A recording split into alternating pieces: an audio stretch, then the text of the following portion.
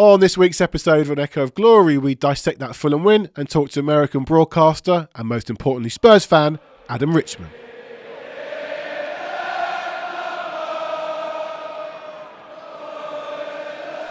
Welcome to another episode of An Echo of Glory. Joining me, as always, Gary Diamond. Morning, evening, night. I don't know where we are. I don't know where we are. Where are we? We're top of the league. We are top of the league. And Jake Robson. Hello. So this is a not normal pod for us in the sense we're that 2 points clear at the top. I was more comfortable when it was. Don't say it. No, like when we were top, but everybody was saying, well, they're not really top. But now we're actually fucking top. We're top, aren't we? We're actually top of the league, and no one can dispute it. They'll try to dispute it, but they won't. But they can't. They can't. We're top of the league, legitimately, 2 points. Yeah, anyway, I interrupted you. Carry on. In terms of, normally we record this on a Tuesday or a Wednesday. We are recording this on the back of the win against Fulham. We've hot-footed it from North London to our studio here. So we're buzzing a little bit. Just a bit. But we are going to start. You have to hold that vibe. Hold it. Hold that vibe for a minute. A little bit of club news. Not only are, the men are top of the league. The under-18s are top of the league. The under-21s are top of the league. They didn't play this week. For about an hour or so, I think, on Saturday, all the teams were top of the league because the women's team won Aston Villa, 4-2 at Aston Villa. Martha Thomas got a hat-trick. Brilliant signing for the club. They did their usual. They went one down. And then worked their way back into it, went 4-1 up, and then conceded a late goal. But either way, there was a period of time when all of our teams were top of the league. Yeah, and Ash Neville got the another goal, the other goal on the day. That's a great one because Villa are a decent side. I did see. No, they're not. They're struggling. They're like second or third. Yeah, but they're not a bad side. But I did see someone on a thread about women's football say, and they were being serious, it wasn't just a troll, they've not played anybody yet. So even in the women's game, we are getting nonsense. We are not allowed. We're not allowed. We're not allowed, yes, yeah. So no nice things for us. Let's go straight in to the game tonight against Fulham. Team comes out, like we'd like to start with the lineup. No, again, no surprises. We thought... Hey, there were no injuries after all that. Another thing. That was my first thing. Sure. Romero's in. Yeah. Son's in. Yeah. They're all there. But we were pretty sure it was going to be Højbjerg. Gary, you said maybe it'd be Lo Celso or Skip, but it didn't happen. And no, it was always going to be Højbjerg. I just would have tried Sarr at the 6 and put Lo Celso and Maddison. Would have been. But whatever. Højbjerg played very well, to be fair. Well, we'll come to that. So, game kicks off. As it always does. We started at the beginning of the match. And the referee blew his whistle. This show's going really well. The referee blew his whistle and they kicked off. It was a slow start. Fulham had the best. I think they probably had the first 2 chances in the game. Vicario made a really, really good save. You're looking perplexed. Vinicius had a kind of half chance after the header. I genuinely don't remember. I sort of thought in the first 5 or 6 minutes we could have scored a goal or two. So I'm just. You're right, actually. Yeah, Gary, 4 pints before the game will do that to you. So we had a moment where Son got put through, and he didn't quite get there, and then Taylor, who I didn't think had a good game, blew back for a foul. We had a few fouls outside the box. We tried a few different free kicks. No, but we had 3 free kicks, and we tried something different in each one. Yeah, and. None of them were a shot on goal. No, none of them were a shot on goal, which I think with Maddison, it maybe looked like it was a little far out for Maddison. It was probably a couple of yards, but I mean, I haven't heard about this. Have we got a new free kicks? Everyone's got a new free kick coach. Have we got one? Because the other guy left. A couple of them nearly came off. There was one that Van der Ven nearly got on the end of early on, and some sort of. You can't blame them for trying. Absolutely. Yeah. I actually thought that in the game because there was one move in particular. Do you know what they actually did at the free kick before the one they should have done where they slipped it in? Yeah. And then the next one was like 5 yards further back. Yeah. And if they'd have done that free kick. Yeah. You think to yourself, well, that could have worked. But yeah, I thought when they did that, I thought, oh, that's interesting. Yeah. Clearly something they'd worked on. But then Fulham had that chance from a set piece, which kind of what they came for, really, to win. Was this the save from Vicario? Great save from Vicario. Great save from Vicario. Then they had a couple of half chances. Fulham. And it was Paulinho, who was, we discussed him last week on the pod as being their danger player. And I was saying to my brother, like, as they were lining up that free kick, that Paulinho, if I could choose somebody from that team, it would be him. And then he came in and he stormed through. He won that header big time. He was determined to win. But that was a great save. Great save. From the cheap option. Well, that was my first thought after we saw Chelsea-Arsenal and it was dominated by goalkeeping errors.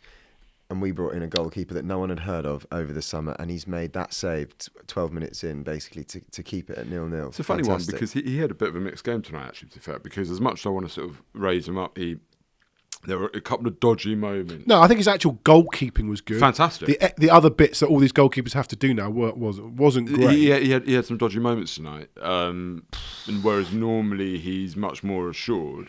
I don't think not to the point where it was going to cost us a goal or something, but it just didn't look that comfortable. But comparative to Raya, I got a text after the Vicario save from a very, very staunch Arsenal fan that I know who said, "I wish you'd signed Raya." In a sense that he wishes they hadn't. And are they committed to that 40 million for him? Apparently, is that like they absolutely have to pay it? And I know we don't want to talk too much about them, but as a situation, I don't know what. Well, I don't know what he's. Carry on. I'm just singing. I don't see how having two good goalkeepers helps. They're both panicking. Ramsdale and Raya, since Raya joined, has. When Raya did what he did this weekend, was Ramsdale clapping? There was no clapping. Anybody put that? That was some terrible goalkeeping. Weird moment when he clapped when he made it. But some terrible goalkeeping at both ends in that game. But anyway, let's not talk about them. No, you're quite right. So one thing that happened, I noticed, we've been doing it every game, but especially after about 15-20 minutes, we pressed the hell out of Fulham. The press was incredible, and the first goal came from a real spell of pressing. It went to Son, and really, I know you say he's never missing those, but he's never missing those, is he? He's never missing those. But what about Big Mick? I mean, that basically came from him leaving the defensive line. He left. He gave a little wink or a nod to Romero to say, "I'm going up for this one." And I can't remember who it was that he pressurised, but he basically won the ball, didn't Vinicius, he? I think. Yeah, whoever it was. But he must have gone 10, 15 yards, exposing basically our back line. But obviously, Ange, risk versus reward. He thinks, if I can win this, we're in with a chance. And that's exactly what happened. He laid it off out wide, didn't he? And I'm not sure. Richarlison, ball through, massive gap in the defence. Can we talk about him again, please? Richarlison. Mm-hmm. I thought. Let's be fair. He had a good game.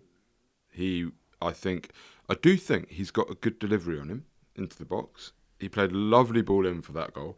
Okay, Son's beaten his man and bent it in and made it look like an even better ball, but it was a good sharp ball into feet. He worked very, very hard.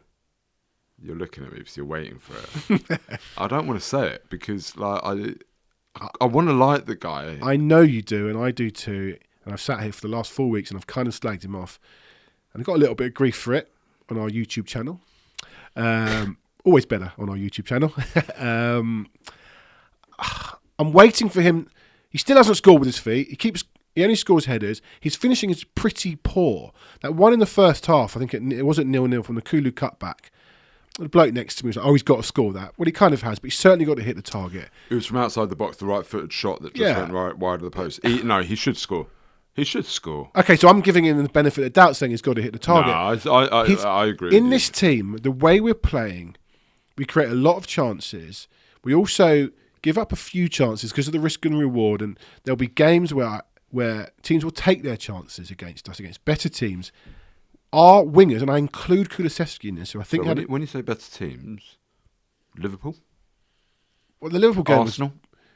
You're not a City, so Brighton, literally City. Brighton, literally City. Villa. Literally City. No, I've just named two other teams. Who's better than Liverpool or Arsenal other than City? No, but teams that score goals. Newcastle got the most goals in the Premier League this season. Villa are next. But they didn't take their chances again. The point is... Anyway, go on. Carry on. All right. Sorry. In this team, and I include Kulusevski in this, I think the two wide guys need to be better finishers. So I slightly disagree with that. For a start, Kulusevski's only scored one more goal than him. The person that I went with tonight said, my goodness, the two, and he hadn't seen Tottenham play in live this season. He said, goodness, the wingers are almost, when we're attacking, almost out of the game at times because he wants them right on the touchline.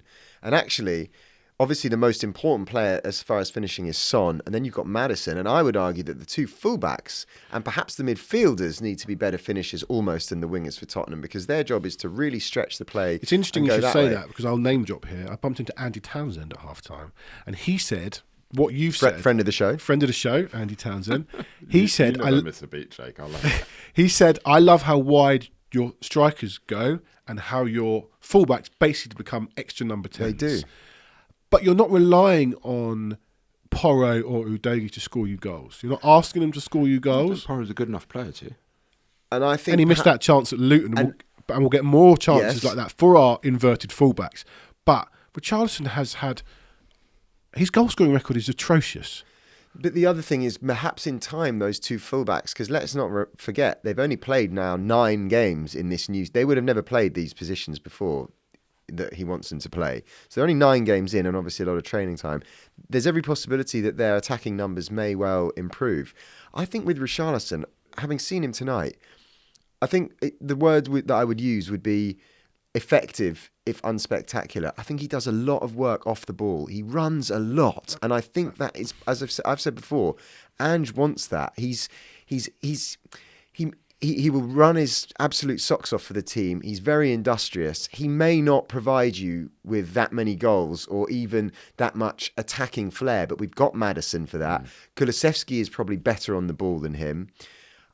I know you're going to say to me he keeps getting picked because there's no one else. Let's see the next game when Johnson was obviously back fit.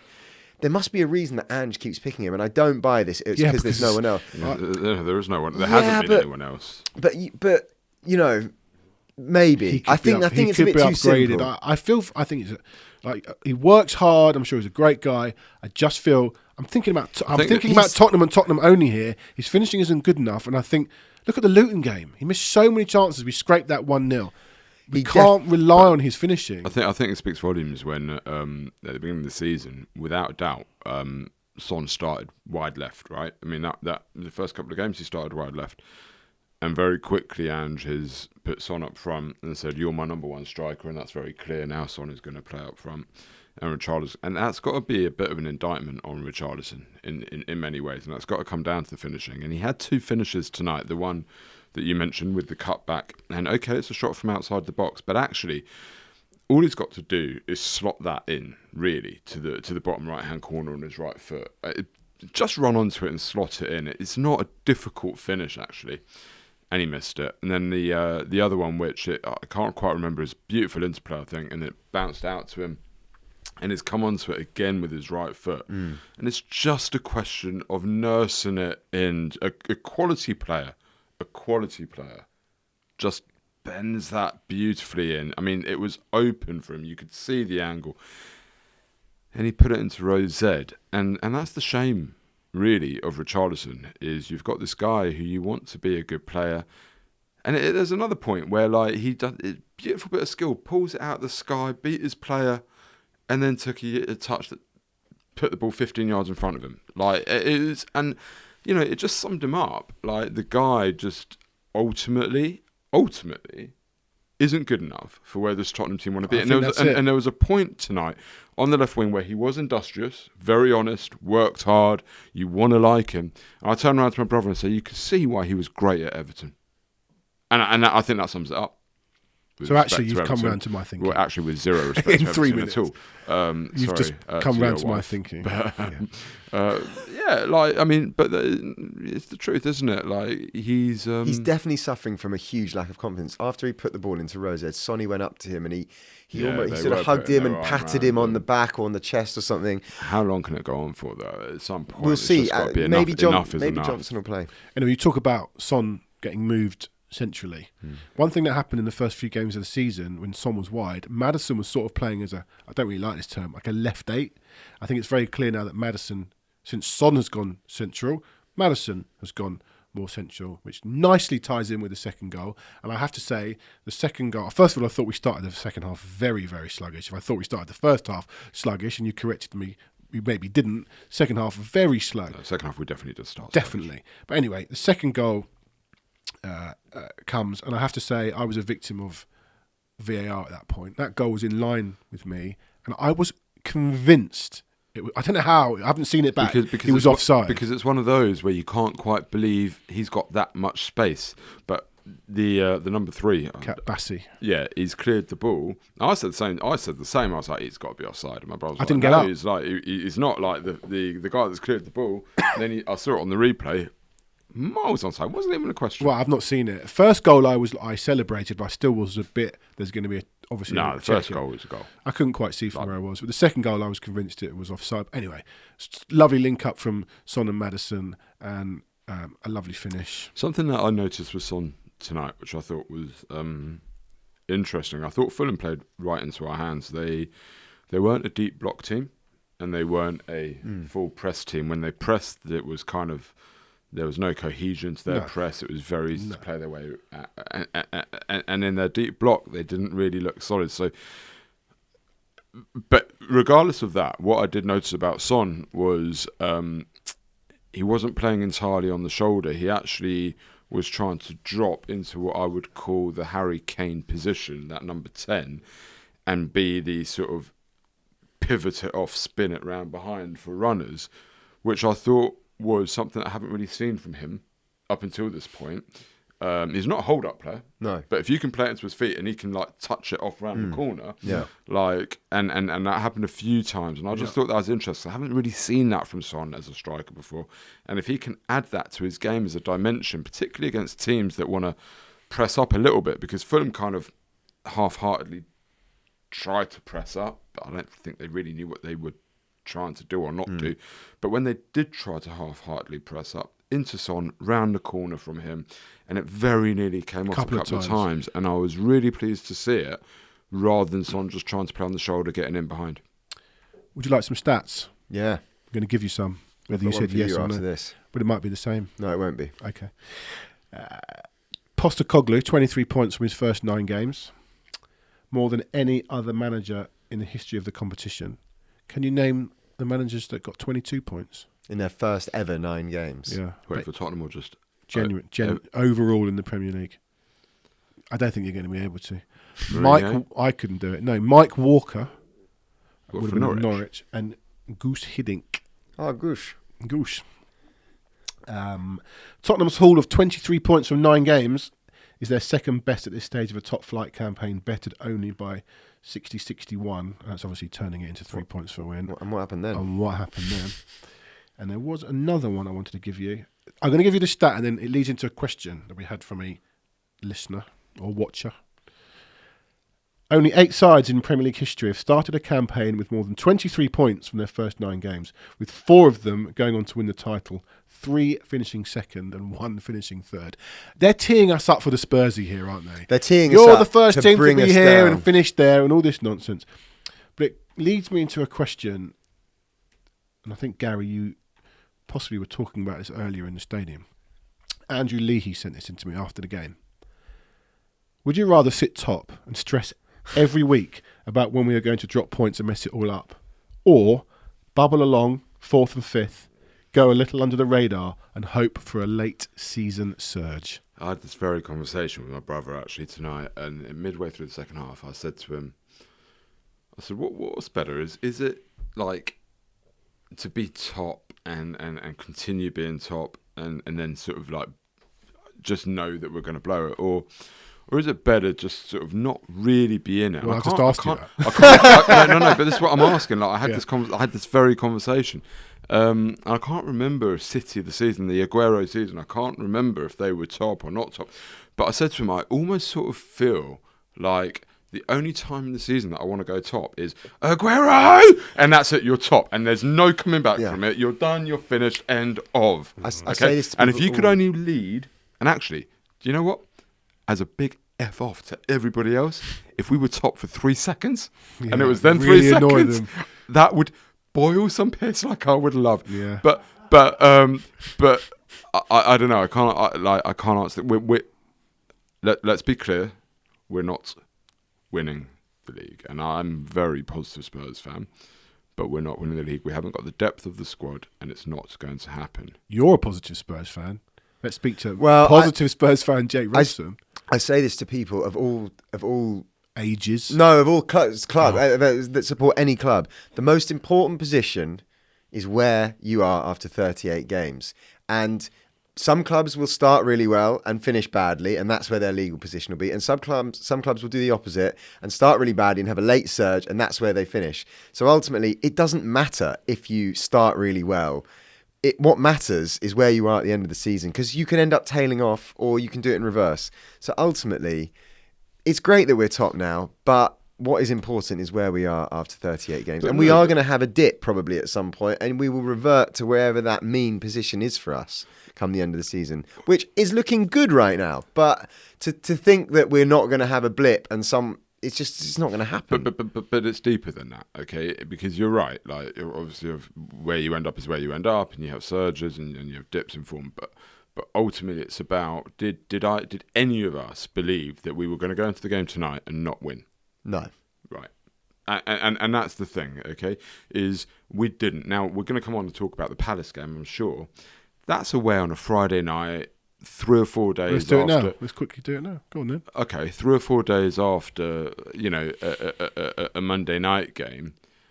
It's a tough game. I'll put my hand on my heart right now and say I'll be really disappointed if we don't win, because of where they are and how they're playing, and where we are and how we're playing. And I see, it's not even just about the win of the game. It is about, you mentioned, the press, that we scored 2 goals from the press, but actually the press, and there was times in the second half when the Spurs fans actually cottoned onto it, and they realised, they saw what was happening, they saw the traps that were being set, and they were going, oh, because Fulham weren't good enough to play their way out. They weren't. Yeah. And I don't believe Palace will be either, because the press is so coordinated and so in sync already that it's not just about how good we are on the ball, and we are good on the ball.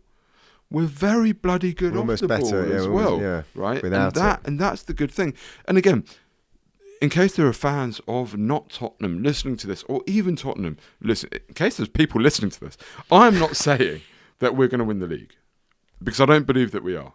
But I do believe that we are a very bloody good team already. And in answer to what you were saying about teams who will go through dips and troughs, I think we are still at the beginning of what Ange and Angeball has to offer. And as a result, the only thing I can see is that the cohesion in the team will continue to get better. And if we can get through to January and buy a couple of key players, could we? Well, I heard his interview, his post-match interview, Ange, and he wasn't happy after that game tonight. Was he not? I didn't hear He was not happy. Obviously, we won 2-0. He said that there was things that he wasn't happy with. Obviously, apparently, he had a go at Richarlison for some showboating. Yeah, no, but it was more. It was more the way. I think he said in the second half he was really unhappy, basically, with the way we pressed and the general way we played. He said it's not something along the lines of they didn't do the Spurs players didn't do what they were supposed to be doing. Do you not think he over-substituted? Maybe, but he also put that down to the fact that some of the guys he took off weren't doing what he wanted, and he also said that there's Friday's game, so he 3 days down the road. There was that part of it as well. No, he wasn't happy basically after the game. He and his manner, not only what he said, but you could tell before he even said it. After the first couple of questions, he just wasn't very happy. But I like that. We've won 2-0 and the manager's not happy. I mean, we'll take that, won't we? Of course, 100%. No, there was definitely the incident where ball comes over to Richarlison about 75th minute or thereabouts, and he had time to bring it down and go and attack his fullback, but he played it off his shoulder, took a bad touch, and I mean, I'm in the East Stand, so we see it over the other side to Ange. He was not a happy boy. When you scored 3 goals in 50 appearances for the club, I'll tell you, don't control it with your shoulder. He said, you have to respect the game, and I do not feel we stayed true to the way we play. I think we took some liberties with the game. I was not happy with how we looked in the second half. So I agree with that. And I know there are potential reasons for substituting Udogie. He said he had some tightness. Sarr had been ill this week and said he was only going to give him an hour. He took a whack just before that. Also, just before that, a brilliant header at the back post to clear. That was incredible. Yeah. His energy, the way he covers the ground, fine. I think he over-substituted with Son, Maddison, and Richarlison. Yeah, but that's with the That's with but the funny thing is, But they missed a big chance, Fulham, at 2-0, that Jimenez chance, and then I don't know who it was who went through, just decided to stop when Van der Veen, you could hear him coming. no, but that big chance they missed should have been a foul, should have been a free kick, the one where But he didn't. Vicario saved. Yeah, but he didn't. So it may have been brought back. We don't know. Probably not. It could have been 2-1. I know with this game in mind and that game in mind, I feel like he over substituted. I don't mind taking those players off, maybe over a period of time, all at the same time, having already taken off Kills momentum. Udogie and Sarr, who are big energy players. I feel it killed the momentum. I think Lo Celso is the biggest myth we've ever had at this club. I think you're maybe a fan, Jake. I'm just not. Anyway. You know who did over substitute? Who? Pochettino. Yeah, he did it again. He over for Chelsea. substituted. Yeah, but it doesn't always work, and I just think the whole energy went out of the team, and that's going to happen. But it also showed the drop off that we have. Yeah. But they're 2-0 up, and they're coasting in a game that I think and we were coasting. We were very comfortable from. But this is the Premier League, and Fulham are not the worst team in the league. They're yeah, not like great, if they'd have got one, it might have been a bit. But I mean, at the same time, I mean, from the beginning of the game, I just did feel that we were the far superior, better team, and I think the players knew that. And that's not an excuse, and that's, I think, where Andrew's quotes come in, which is, yes, we did know that, but go and kill them, go and put them away, go and play properly. And he's absolutely right. But as a fan watching it, I wasn't worried. Not. It hasn't taken long for the general feeling, not only around the stadium, around the club, around the supporters, to be completely different to how it was at the end of the last season. Yeah. Yeah, look, we've won all 4 home games, scored exactly 2 goals in all of those games. I thought tonight may have been an opportunity to put Fulham away. You had a stat for me, Jake, or did you do it? I did. It was a number, and the number is 0. Zero was the amount of pies you could buy at half time in the West Stand upper. I was distraught. Wow. That's very upset. Saved some space as well for a pie at half time. There weren't any. So that needs to change. Ruined your night. That really did ruin my night until Gary turned up here with chips and a burger. Very upset. We do have a man on later who will be upset about that. Quick question. Man of the match, because I got an answer that might be different. Oh, Maddison. Ran the Romero. show. Yeah.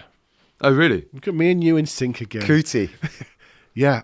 I know it's odd for He a was defender phenomenal. for a defender to be man of the match in a game where In a game where we didn't have to defend much. He looked But good. but everything starts. I started to call it tonight the triumvirate, which is Romero, Vicario, and Van der Ven. They are the triumvirate. They are like them 3 at the back have just got it sorted. And Udogie, Porro, fine, but those 3 are the triumvirate, and around them the whole thing is built. And particularly tonight, without Bissouma there, everything starts with Romero. Sometimes I wish he'd play a bit quicker. Sometimes I wish. Well, they're waiting for the other team to come out. I get and Fulham that. weren't interested. I get that. But if you, I don't listen. I don't know if like they knock it about between the 2 of themselves, maybe a little bit might draw the other team a bit, but maybe that takes too much risk. I don't know. But everything starts with them, but also everything finishes with them in the other way. Like Romero tonight was absolutely imperious. He was a couple of times we got sloppy, and he was the one who went, "No, I'm not having this." Yeah. And he just, the way he moves across the ground when he's seen that moment to press and win the ball back. But somebody said to me tonight, it's an interesting thing, like, he can step up a little bit more and press a little bit more, knowing that he's got Van der Ven behind him. There were two occasions tonight when Fulham did sort of break on us, and Van der Ven covered the ground. My God, Yeah, he's like a gazelle. like it is a thing of beauty. Watching him chase somebody down is like you say gazelle. I say he's the leopard and they're the gazelle. He's the hunter, and he's coming after them, and he's going to pack. Like, it is a thing of absolute beauty watching it. And it happened a couple of times. But what it allows is Romero the confidence to step up a little bit and be a bit aggressive, but not aggressive in the way that he was last season, which was last-ditch tackles and This is it. and being rash and trying to win the ball, because if you don't win it, you're going to concede a goal. And I think he knew that last season. Whereas this season, it's like, I can be aggressive on the halfway line, but I don't need to get booked to do it. I think him and Bassouma are the players that have actually changed the most. You've seen the change from Conte. I think Conte had Romero in that dressing room. You're my lead. Go out there and be aggressive and do this and do that. And Postecoglou's come in and just gone, you're a good player. Press at the right time. And I think the change in him and Bissouma has just been incredible and so key to what Poch is doing. And I was talking to Jake. Poch. I keep calling him Poch. I don't know why. What it shows, there's just top level sport is all about coaching, and it's all played in the mind. All the players are good. It's how they're coached and how they're told, what the managers get into their heads. Well, and on that, okay, the key thing, the big thing about all of this was the quote from Romero coming off at half-time for Argentina, just after half-time. Got a kick on the ankle, and he's hobbling off, and everybody's going, like he's come back, and he's going to be injured. He's going to miss games. And he turned around in the press after and said these words. Got a kick, bit painful. My club, Tottenham's got a big game against Fulham on Monday night, and I need to be there. What a guy! What a guy! What a guy! What a difference! What a change! What a difference! That sense of responsibility that he wanted to be fit. He came off the pitch for Argentina because in his head, this was a guy that we criticised last season for putting Argentina ahead of Tottenham. So now let's give him the props that is due 100%. for saying, I have put Tottenham not ahead of Argentina because they were above. They were in the lead. They were 2-0 up at the time, and I think they were going to win. I think everybody knew that. And I think if the game was in the balance, it might have been a bit of different thing. But if the game was 3 or 4-0 up last season, he would have stayed on the pitch. He wouldn't have given two you-know-whats, right? Try my best here. Okay. It's after the watershed. He wouldn't have given, but this time he's taken responsibility. I'm coming off the pitch because I want to be fit and I want to play. And we've got a big game, an important game, and we need to take 3 points, and I'm going to be there. And then he goes and puts in Brilliant. A big performance. This guy, by the way, who I said could be captain on this show, when everybody went, really? Yeah. Damn right, because he's got it in him. The guy's a legend. Don't you love that little kiss between Son and Romero when Son hands in the armband? I love it. I can't get enough of it. While we're giving props, I wanted to get you guys' thoughts on this, actually. I was in the Bricklayers before the game, and obviously people singing there, and it's great. One of the songs, We've Got Our Tottenham Back. It made me think, these were probably the same fans that were saying, we want our Tottenham back at the end of last season. Why were they saying, we want our Tottenham back? Because they felt that Daniel Levy and the club had taken their club away from them. We now have our Tottenham back. Who has given our Tottenham back to us? Ange Postecoglou. Who appointed Ange Postecoglou? Oh, here he's going here. Well, I just think sometimes, I was hearing this song and I'm like, We don't have that long. it's surely double standards. To say we want our Tottenham back, but then not to understand who's given us our Tottenham back, if that's how you feel. But that's such a deep thing, though. But it's the same thing. It's always the same thing. Okay, is that when things go wrong, you always blame the man at the top. But the reality of it is that yes, it's the man at the top, but it's everybody under him as well, not doing their jobs. When things go well, the man at the top won't get the credit because it's everybody doing their jobs, and then the man at the top's probably got lucky or whatever. But ultimately, it is the inverse, is everybody has done their job. They did their job. They appointed the right man. They've got in the right scouting and the data and the analytics, and it's all followed through, and Ange is doing his job. And from top to bottom, right now, the women, the under-18s, the under-21s, and the men's were top of the league, as we mentioned at the top of the show, for an hour or so. Now, okay, we know the season's not going to finish like that, so let's not get ahead of ourselves. But this is a question of the club going in the right direction, okay? And from top to bottom right now, the club is cohesive. And I think if this stays, and we're not going to win all these titles, we're probably not going to win the title. Who knows, the 21s and the 18s, they might. The women are not going to. I think come the end of the season, there will be fans who go, fine, props to Daniel Levy, he's pointed the right man, and I've now started to see a change. The question will come in January. Well, because it starts again, doesn't it? There you go, it starts again. No, but but it will start from us. I'll be the first one. If we get through to January, and everybody right now is saying, why can't we win the league? Well, we can't win the league because we haven't got the depth. Yep. That's the fact, okay? We have not, even with one game a week, Bissouma's out tonight. Okay, fine. Højbjerg comes in. He's done a decent job. He's been absolutely fine against a pretty poor team, okay? But if Bissouma is out against a proper team, against a really good team, we're effed, right? Cool. Hopefully he comes back and hopefully he's the same player that he was, in which case, fine. But the reality is, the drop-off is what is going to... You say Bentancur, Romero, Van de Ven are out. That's the big one. I mean, that's the big one. Then you're done. Yeah. Okay, you're finished. You're absolutely finished in that scenario. So it comes to me, in answer to your question, it comes to me this, okay? If we are there or thereabouts, and it looks like we really could be, come the end of December, if at that point, and I'm not saying we need to go out and sign a 30, 40, 50, 60 million pound centre-back, because you've got your starting two, you've got your triumvirate at the back there, right? They're solid.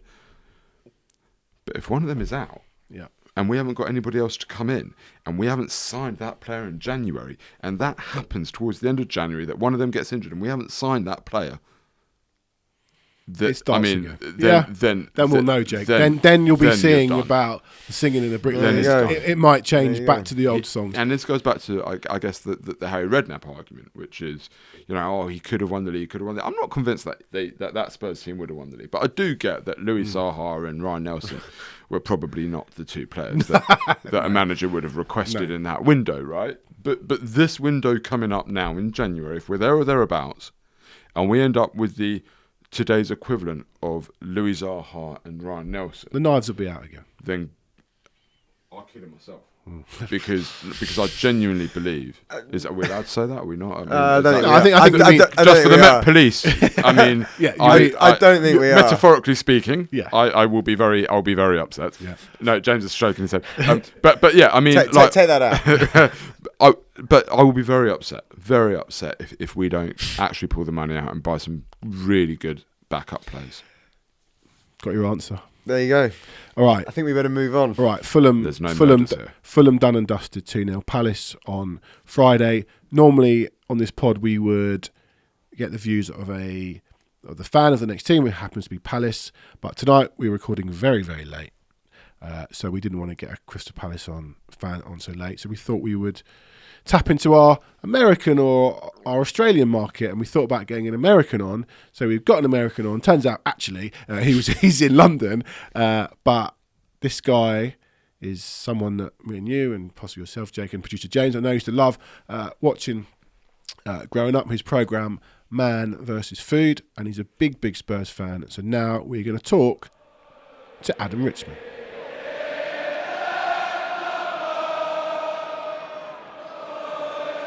Delighted to be joined by actor, author, producer, gastronaut, but most importantly, Spurs fan, Adam Richman. Adam, thanks for joining us. It is an honour. Come on, you Spurs. Come on, you Spurs. So we've just hot-footed across from the game tonight, the win against Fulham. We'll go straight in with that. What are your thoughts on the game? Top of the table. Yes. I find myself in the big smoke as well as we tape this, and we won't get into the fact that I could have been there in the game tonight. But I went to get fry up at a place that I heard is one of the best. It's in Bethnal Green. It's called I Polici. And I went there and I got recognized by the staff, so on and so forth. And they're like, oh, you come to England quite a bit. And I was mentioning how I bought shares in Grimsby Town and I sponsor another club in Lincolnshire.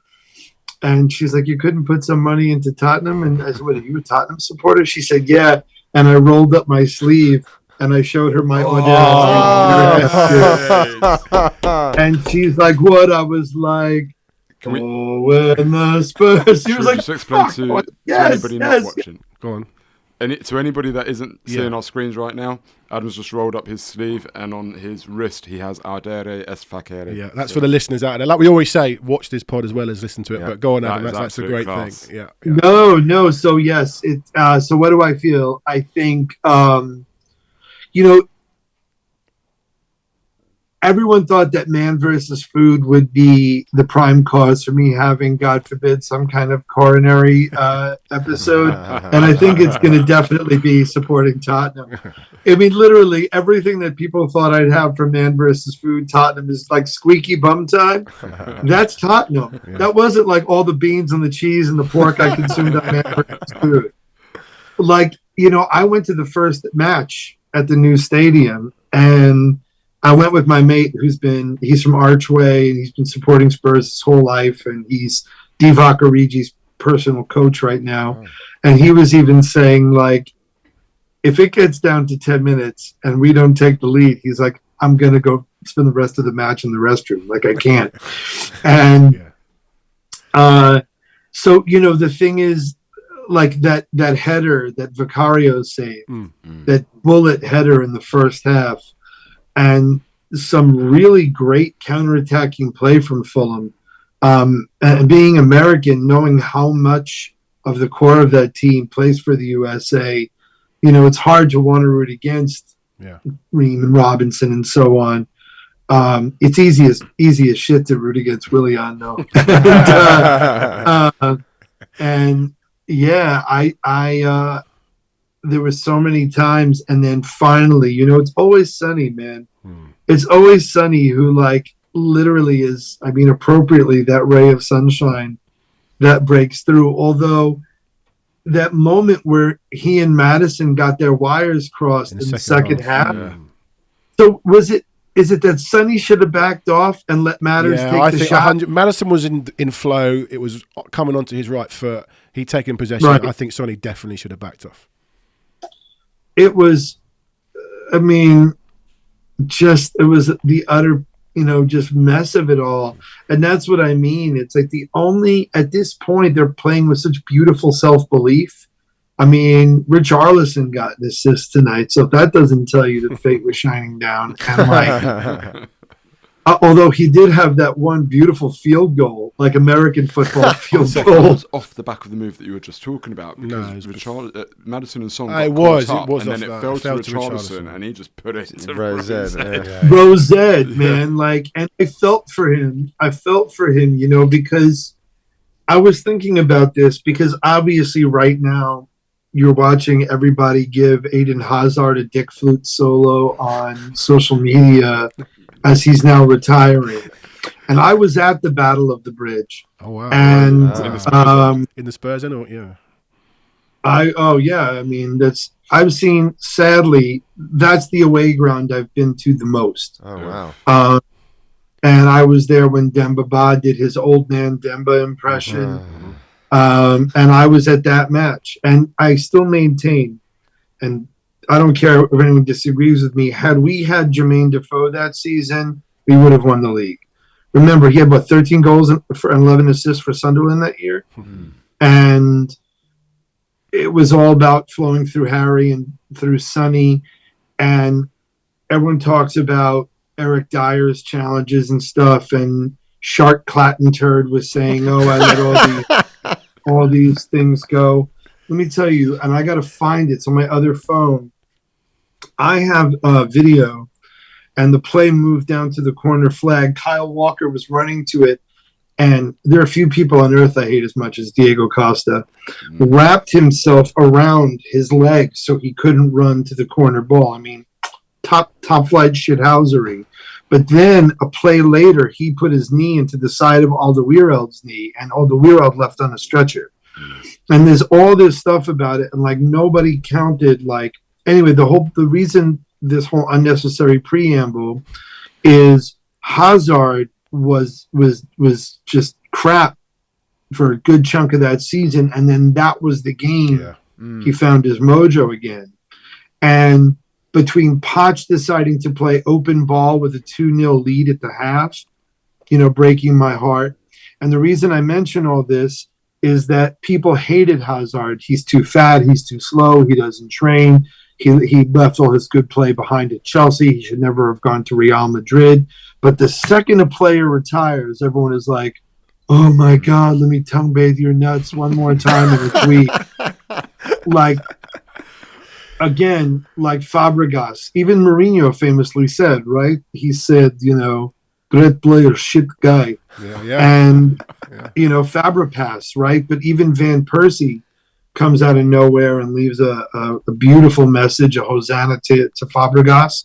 And Fabregas was fire, man. Like, I didn't like him as a person, and I was glad I told him that I had sex with his mother's face in Spanish at that match. But it took a while to get Google Translate, but I made it work. I did. And just let everyone know, don't give up on your dreams. You too can insult Cesc Fabregas.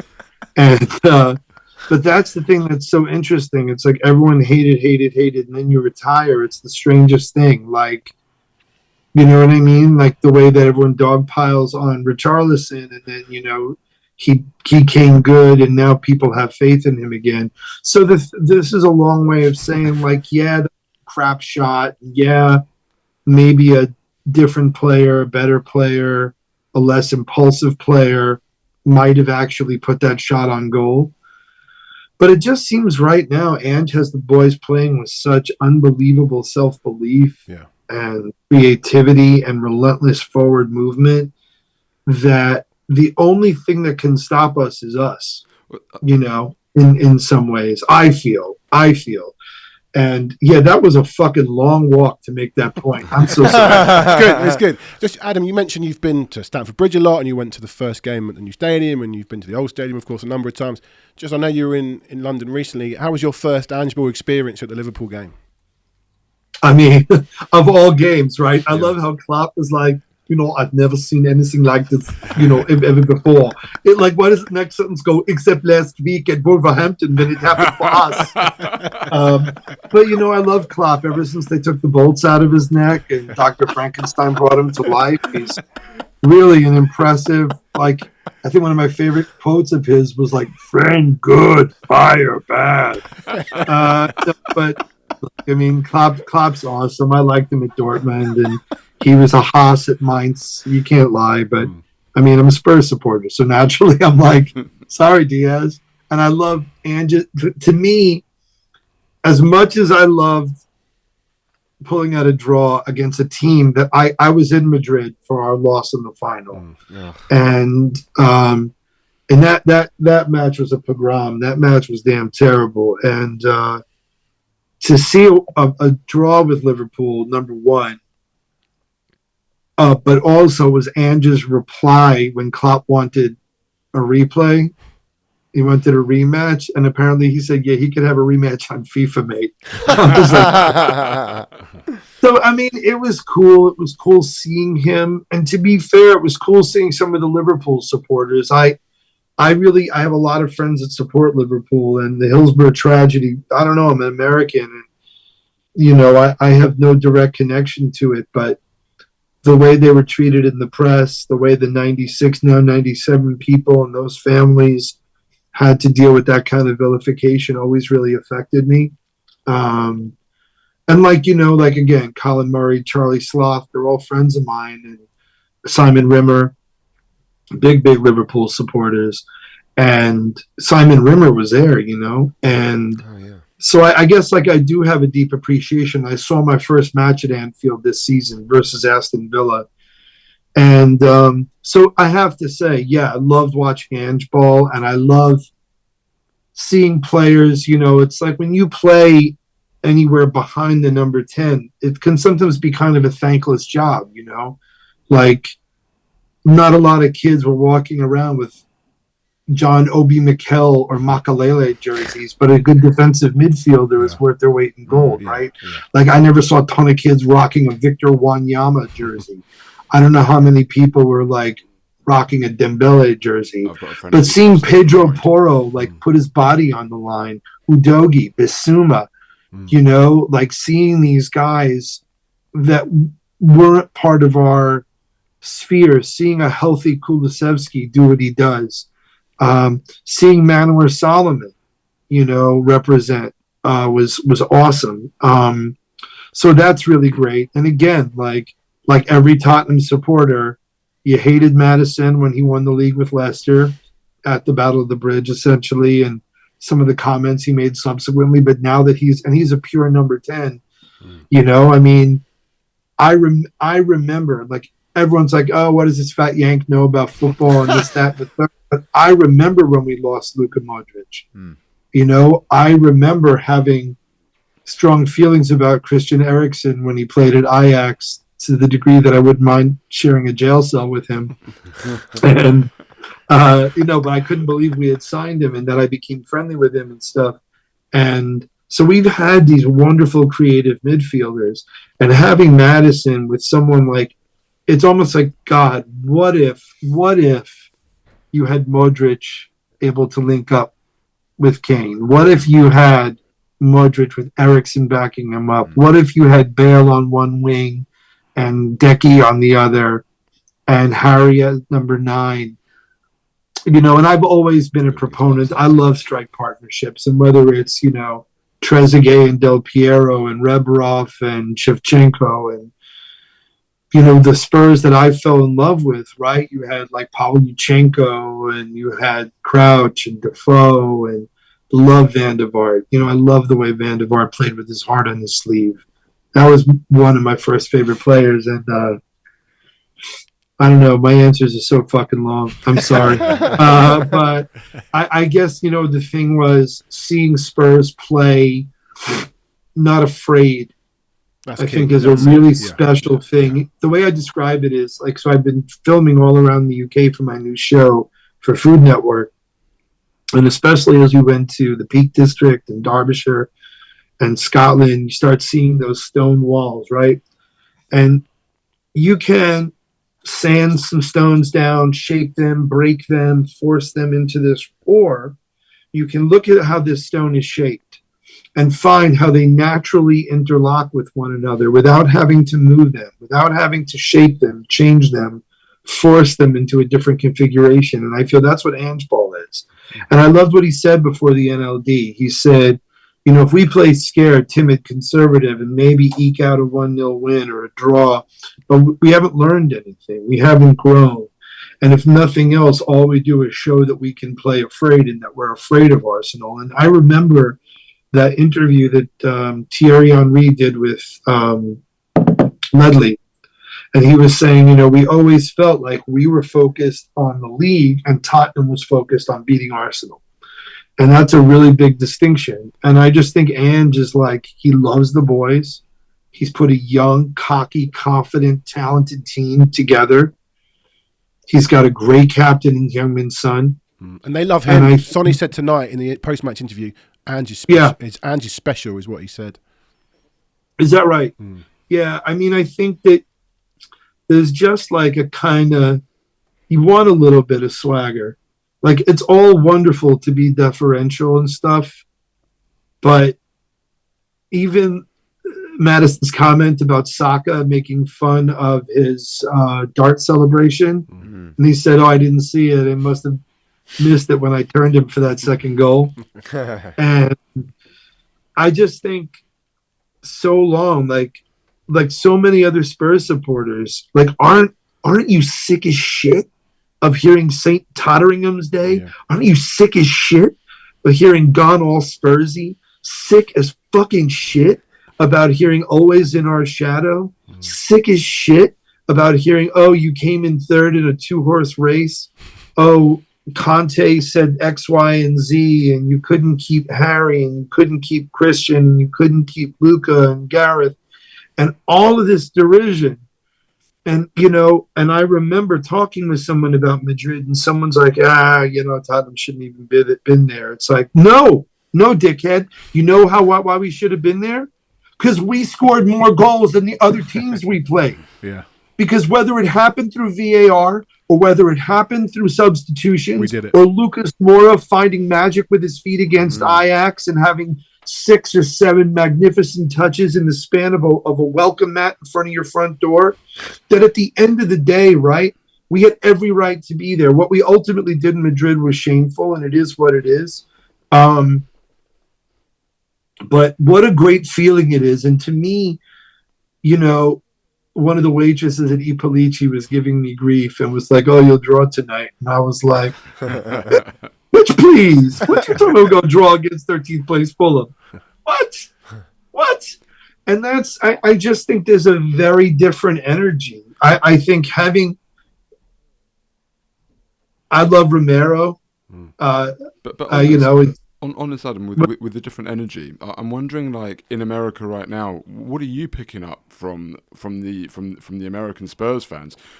That's a great question. How are they seeing this? How are they feeling? Are they understanding what's happening right now and the positivity behind it? I think it really varies, to be quite honest with you, because most people in America were never watching the Prem. Like, we couldn't get it. Back in the day, maybe if you knew someone whose bar had Setanta, you could catch some games. But usually you'd catch like the Primera, the Mexican First Division, which I'm really not a big fan of. I don't like that style of ball. You'd maybe see a game on Wide World of Sports, but you'd have no context. You wouldn't know who these players were, whatever. Fox was the first entity that brought the Prem over. And now we take it for granted that, we could watch it on USA, on Peacock, on NBC, on this, that, and the third. So I don't think there are many Americans that suffered through the Tim Sherwood years that were privy to the AVB year, that were there when they were like, you know who we need? Stambouli. We need a powerhouse, like Fazio's at the back. Fazio, yeah, exactly. We need a Nabil Bentaleb. Soldado had 2 more goals than I did. Like, that's remember that was against Cardiff. Yeah. And I don't agree with the tact of this, but you can't lie that it's not a good line. Someone said that his first goal against Cardiff could have been scored by Stephen Hawking with a power surge. And so you know what the thing is? I think that some people feel it's either always been this way or that it's a fluke. And they haven't seen the run of form that we went on under Pochettino. And to me, so I took my cameraman. I was filming a show in London at the time, and I went and I was sitting front row of the away end. I remember I had a jersey that said, "Go on, my son," with number 7. And Sonny scored. We were up 2-0, and I'm explaining to him about parking the bus. I'm like, we're going to park the bus at Chelsea. And I think, and I consider Poch a friend, and I think people know that, his substitutions and timing thereof can sometimes be quite disastrous. Is that a fair assessment? Yeah, well, he did it on Sunday, Arsenal, Saturday weekend, game. He had the game won, and he against Arsenal on Saturday, yeah. Yeah, up 2-0 at the half again. Yeah. It's special if Mudryk is scoring. What happened, And that was a cross. Let's not lie. That was a cross. Yeah. There were some great goals, and I can't try as I might. I've seen where he's commented on kids doing stuff, and Declan Rice seems like a genuinely nice individual, and that goal of his was worldy. So to answer your question, I think a lot of American fans don't have the context yet, and to be fair, neither do I, right? If you think about it, if my first team that I'm aware of in my 40s was Van de Vaart and Aurelio Gomez and Brad Friedel and Pavlyuchenko, and I didn't even know that we had Berbatov. I assumed Berbatov had always been with United. Okay. I didn't know about all these things. Robbie Keane, to me, I almost always thought of as more or less a Galaxy player. And, it took a while. And that's the thing that's really been tough, because the fan base doesn't suffer lack of knowledge very kindly, unfortunately. So as I've been learning things, and I've said some stupid shit or just admitted that I didn't know things, it's been tough. But, I know that there's a whole generation of people that know about Mabbitt and Ginola and Hoddle and Waddle and Villa and Ardiles and these John White and Harmer the Charmer and Ledley King, of course, right? And Aaron Lennon and Crouch and these teams that I've seen mostly in DVDs, in videos that I've watched. So I think Spurs fans now are cottoning to it, to the team, like I did, because they didn't want to be another sort of sheep spot. Now City has joined the fray, but it used to be just Liverpool, Chelsea, Arsenal, United, and then City, became the state team of Qatar.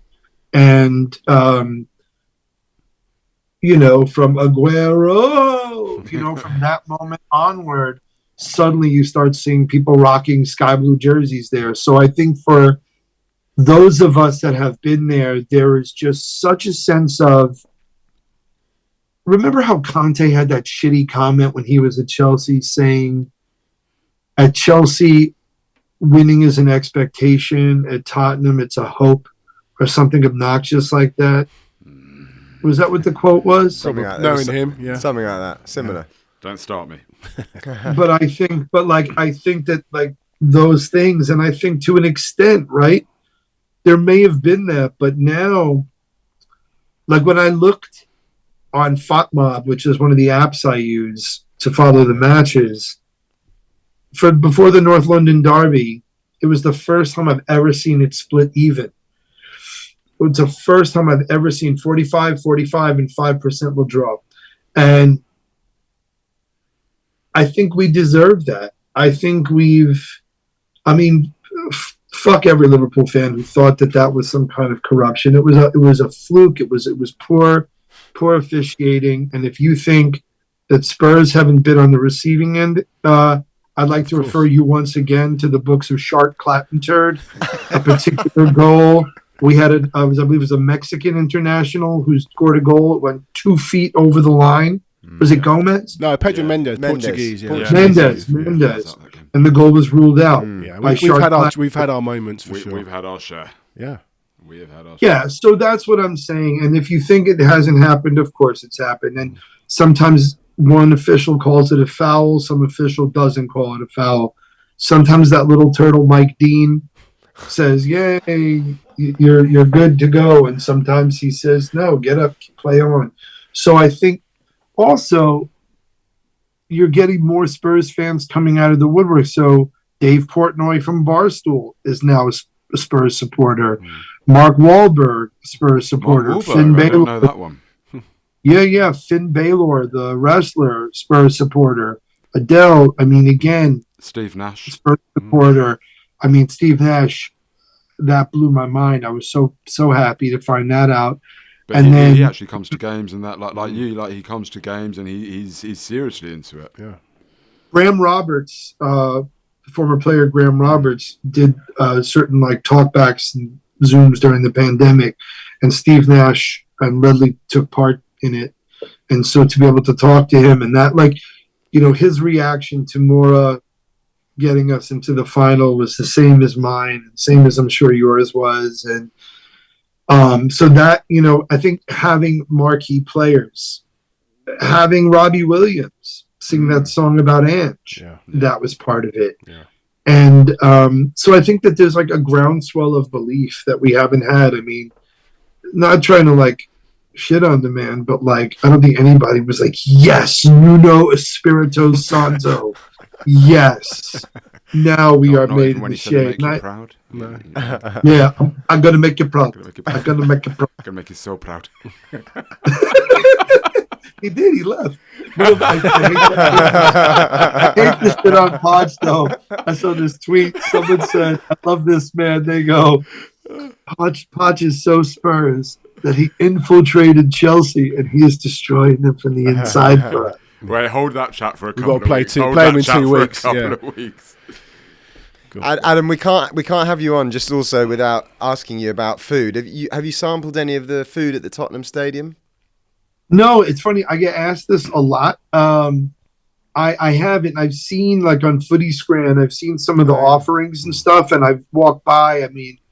I'm not going to lie and say I haven't had a pint or 3 of neck oil, but it's mostly just I love seeing the glasses fill from the bottom because I'm a child. But no, I haven't had anything yet. In fact, this was my first time really getting to experience some of the pubs nearby. I went to a place, I think it was called the Two Brewers. Yeah. It was like a pub really close to the stadium. So no, I haven't. And to be fair, I am such a bundle of nerves before most of the matches, but I've never stayed late for the chanting and the cheers before. And that was awesome. That was truly awesome. And even if it was like chants that were from a time that were before I was a Spurs supporter, hearing them live, like, who was like, I had nothing to do with the team at that time. And then even just reading about what Sol Campbell did makes my blood boil. So like, I'm right with everyone else going, Judas, and getting into it. But you can't say Sol goes Campbell beyond, okay? You can't say Sol Campbell on it. Yeah, you can get away with most things, but that is exactly. not okay. Oh, listen. Well, I'll suffice it to say this. On my new show, there was a scene where they had me try jelly and ice cream for the first time. And I said, I'll save it for a certain day. You've made Gary very happy. You made me very happy. I can't imagine what it must have been like being a supporter when that happened. I can't, you know what I mean? Like, and I'm not, I don't condone what happened to Figo and a damn pig's head being thrown on the pitch during a corner kick. We've been through a fair amount as Spurs fans in our time. And also, agreed.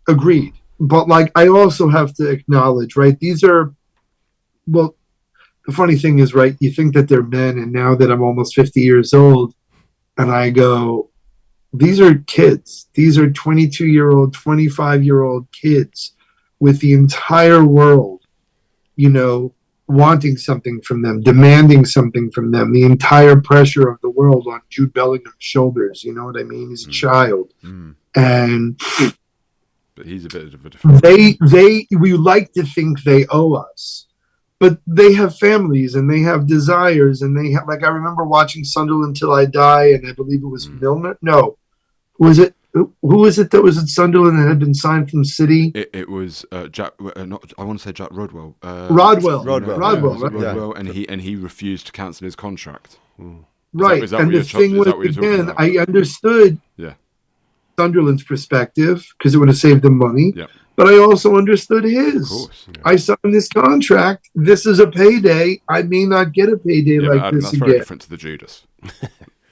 Yes. Oh, without question. But it's also, let's not forget that people were calling Harry Kane that barely a season ago when he wasn't showing up for training, and people were going, "Well, look at Grealish. He went to Aston Villa training before leaving." You know what I'm saying? Look at what Declan Rice did before he left. And then, you know what I mean? But by the same token, we're not a father of three who has been pulled in a bunch of directions. People are still pulling up a 9-year-old picture of him, when he was 9 years old, wearing an Arsenal kit. And he can't live this down. They make fun of his voice. They make fun of this. They make fun of that. And he absolutely should have silver. He absolutely should. It sucks that he's going to get it in the Bundesliga instead of with us. But we never expected Gareth Bale to come back, and he did. I never expected to see Llorente, a player I loved at Bilbao, wear the jersey. I never expected Eriksson, a player I loved at Ajax, or Alderweireld, or Vertonghen to wear the jersey. I mean, I'd love to think, that we are owed stuff, but I have to sometimes go, okay, I'm being a petulant little bitch. I want my team to win. Yeah. I felt we got rid of Van de Vaart too early, in my opinion. I felt it seems like, and please correct me if I'm wrong, gentlemen, but it seems like every team needs a little bit of like an elder statesman. And even if you only get 50, 60 minutes out of them, then like Lampard was at Chelsea, in his later years, he wasn't producing like he was any more than Stevie G was at Liverpool. But in that same era, the gravitas that someone like Van de Vaart brings to the changing room I don't think that can be overstated. Stephen Fletcher, Grant Holt, Leighton Baines. There were like these guys, and also being Johnny come lately to the Spurs party, finding out that we had some of the sickest players in the world, but they were just shit when they played for us. Like Steven Pienaar was killing it at Everton, and I was like, wait a minute, he played for Spurs? And then all of a sudden, I'll never forget this. I'm walking with my buddy Simon Felstein, and we were walking through. He was always the guy to the right of every coach during the press conferences. Press officer, And I love Simon, and is a quality human being. And Carrick, what? Boateng? We had Boateng? Well, I want to pick you up. But he wasn't. I want to pick you up. What? Sorry, no, go on. Finish. Go on. Sorry. No. I'm just saying, I didn't know we had all these guys. Well, I want to pick you up on that because what we do on this pod a lot is we take a little trip down memory lane. And let's do it. Yeah, I didn't know when you started supporting Spurs. So, what was your few quick fire questions we've got? What was your first Spurs memory? I will answer them fast. I will shut the fuck up and answer them quickly. What was your first Spurs memory? Like first match? Any memory. Any memory. So, my first memory was kind of the thing that galvanized me as a Spurs supporter because I was deeply in love with Gareth Bale, I think, to an extent. I mean, not like, I wanted to open up an antique store with him in Vermont, but... did you not want to? I mean, maybe now, but Taxi for Mycon. Taxi for Mycon was really big.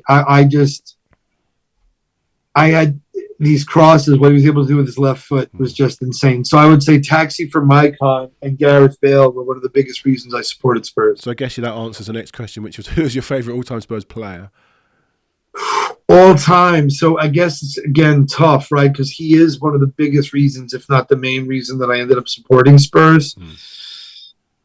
I mean, I don't know. I've watched Ardiles and Hoddle and Villa. Well, do you guys say Villa or Villa? Villa. You say it the correct way. So it's weird because I can see the beauty of guys like Ginola and them, but I feel a little bit artificial having never watched them actually play. But yeah, I guess I've always found what Gareth Bale did in the Orasma and Autonomy shirts to be pretty awesome. Okay. So he's there, but I was a Christian Eriksen fan before he ever came to Tottenham, so I always have a lot of love for number 23 as well. And what about the Spurs moment that kind of hurt the most? The one you like to forget about? Oh, Jesus. Battle of the Bridge was rough. Yeah. But I've been to 2 finals. I was at the 2015 League Cup final against Chelsea. Yeah. When both of the goals that went in were deflections. Yeah. One went off of Kyle Walker, right? Didn't Diego Costa's shot go off of your favorite man, right? And then John Terry's header went off of someone else, I believe. Yeah, John Terry still claims that goal.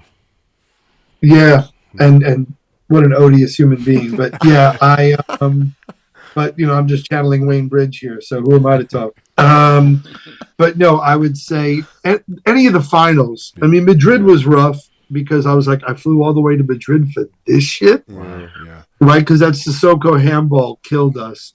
So I would say, you know what? I'd say the Madrid final and the Battle of the Bridge. Those were 2 of the hardest because those were 2 where they say it's the hope that kills you. Yeah. And the collapse we had after Salah scored that PK off of that bullshit handball that wouldn't have been a handball a few months prior. That was really, really, it wouldn't really have been a handball hard. a day later. I think they changed the rule that next day. They changed it at midnight that night. Really? Is that right? Yeah, it was literally changed. Wasn't that also the season where away goals stopped counting double? No, that was the season after because we got through against City on away goals. Yeah, we beat City on away goals. But yeah, that handball, and I could hear I was in that away end, and he was pointing to Sadio Mane. He was shouting for someone to pick up Mane on the overlap. So his left arm was extended. Oh, yeah. And he goes, watch it. and the ball comes in, Nah, and he's clearly not even looking. So that, I mean, that penalty was. I mean, the team fell apart, and it was funny. Someone posted like all attempts on goal by Spurs in the Madrid final, and I forgot that there was even any attempts on goal. I've not watched it back. We were there. I've never I've watched not it seen back, it and I don't think I ever will. No. And like I said, my mate who played for Spurs in his youth and has a full Spurs sleeve, he was my trainer and Gordon Ramsay's trainer and coach for Soccer Aid. And like I said, he is Divac's main coach. That's what he does. He said to me, if Divac gets the ball by the corner of the box, he's slotting it. I said, how do you know? He goes, we've done that shot maybe 5,000 times in training. We've done it with man on, not with man on, man moving into pressure. Where did Divac get the ball? Corner of the box. Slotted it right to the low post. Hard, fast, low, clean shot to the far post. Game over. So that was really, really rough. But also, like, Battle of the Bridge. And I don't begrudge Leicester anything. I love the way Jamie Vardy plays. It killed me we couldn't sign Riyad Mahrez. Killed me we never signed him. Him and Hakeem Ziyech were two guys that I wished we had signed. I remember writing to Simon after Belgium knocked the U.S. out of the World Cup, like, you got to sign this Kevin De Bruyne kid because he's going to come to the Premier League and he's going to do murders. Speaking of which, whatever happened to Bergwijn? Where is he now? Bergwijn is at Ajax. And just sacked their manager today on their worst ever run in their history. So, is that right? He had a little dig. So so I promised you I would answer quickly, and I clearly fucked that up. But I'm going to say Battle of the Bridge and the Madrid final. Well, just one more. Let's do a happy one then. What's your kind of favourite Tottenham memory? Mora over Ajax. Yeah. I would say, like, favorite goal would have to be a deadlock tie between Sonny versus Burnley in 2020 and Dele Alli's incredible volley over Crystal Palace, I believe, in 2015. That was like a magic trick. And, those two were, I think they were both goal of the year winners, weren't they? Sonny definitely was. Won the Pushgas award. I think Dele was going. I think it. Yeah. There was one weird season where they gave Arsenal this really crappy goal, Jack Wilshere. I don't know whether it was that season against Norwich, but I certainly was like that guy. Just when they won the FA Cup, and they won. It was over United, wasn't it? They've beaten Hull, Villa, I'm not sure, and Chelsea in FA Cup finals. Maybe it was Chelsea. Maybe it was Chelsea. Yeah, they beat Chelsea. But then he did all the anti-Tottenham chants. And I remember thinking, and again, I know how tribal the rivalry is, but I was like, bro, you didn't beat Tottenham. Why are you talking shit? Like, you won the cup. You're on the bus. You're clearly drunk. But one of my favorite things where there was some kind of like live chat talk back with him, and someone had written into Wilshere, Jack, if you were a footballer, what position would you play? The other one was, how do you think your career would have gone if your legs weren't made of Weetabix? It's happened again. It's happened again. Right, Adam, my question for the quickfire round is this. If you could choose one of the following, which would it be? Okay. 5 bowls of firebrand chili, or endure another 90 minutes of Conte football with Tottenham? So the first was a fiery bowl of chili. 5 bowls of firebrand chili. Oh, yeah, that's Joe Rogers Chili Parlor. Yeah, correct. Or 90 minutes watching Tottenham under Conte. Ooh, either way, it's a pain in the ass. Either way, fairly messy. You know what? I would rather do the chili, because if I never hear from that guy again, just the shit he said on the way out was beyond the pale. It just, if you know these players, if you say, I don't see the passion in their eyes, if you say, I don't see the cohesiveness, you're a coach. You're a man manager. You are a leader of men. You are a leader of young men who look up to you. I understand if you said that behind closed doors and say, I didn't see the passion. I don't see the cohesiveness. I don't see the desire. But when you put it in the street like that, all you do is further punish these young men and get them further from their goal. If nothing else, no matter where we finish this season, what Postecoglou has done in terms of imbuing these young men with faith in each other, faith in themselves, faith in the squad, faith in the philosophy. I mean, you can really see it. You see the way, like, you look how Brighton and Hove are playing. You look and see what Klopp's done at Anfield. That when you get these guys that these young men would run through a wall for, that the fan base would run through the wall for. Like, remember how we praised Conte for banning ketchup and mayonnaise? There were songs about that. We watched clips of them in preseason training running till they couldn't stand anymore, and we were like, wow, it was good. And it's not the same. And then I filmed an episode in Hong Kong and I saw the AIA building and I went in and there was all this Spurs stuff. And I met with Hong Kong Spurs, which was the greatest feeling ever. And now there's just this afternoon, right? This lady going, you're going to draw, and going, you kidding? We're going to dismantle a 13th-place team, bruh. We're not going to. Madison's knee bent backwards to the degree that it hurt me to watch it. Like, I was on the DL just looking at that clip, and and he bounced back to do what he did tonight. And I don't know. I just think I'll say this. I wish I could have seen Jed Spence do a little more, though. I wish we had done more with him because I was a big Jed Spence fan. I was the schmuck that was hashtagging free Jed Spence. That was me. He was part. I don't know what happened, but same with Basuma. We had these players that Conte just didn't fancy, and he chucked them to the side, and I think that affected Jed. But as you said, what's happened since Ange has come in and Son calling him special, it's just been a wonderful turnaround in such a short space of time. What about you guys? Who are your favorite players? At the moment, I love Basuma. No, of all time. All time. For me, I was a big fan of Teddy Sheringham and Jurgen Klinsmann. For me, it was Gaza. He was my boyhood hero, and the only player that has...